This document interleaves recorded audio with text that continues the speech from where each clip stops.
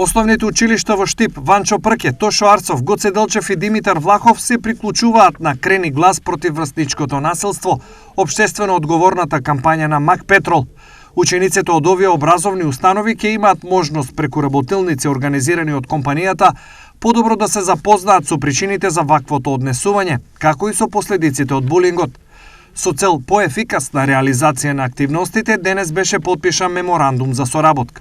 Се надевам дека ќе овозможи до едукација на најмладите генерации, на основците на територија на општина Штип, затоа што ќе се одржат неколку едукации, едукативни предавања во училиштата на територија на општина Штип, се со цел да се намали насилството кое што се случува во училиштата.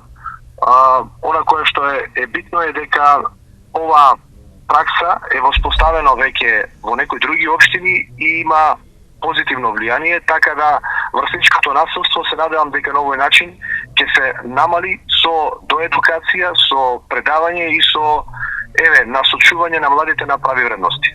Во светски рамки, врсничкото насилство и понатаму е еден од најприсутните проблеми на младите, но истиот најчесто се премолчува. Ако се знае дека ова сваќање е присутно наназад со децении, воопшто не изненадува што бројот на случаи не само што се намалува, туку и се зголемува.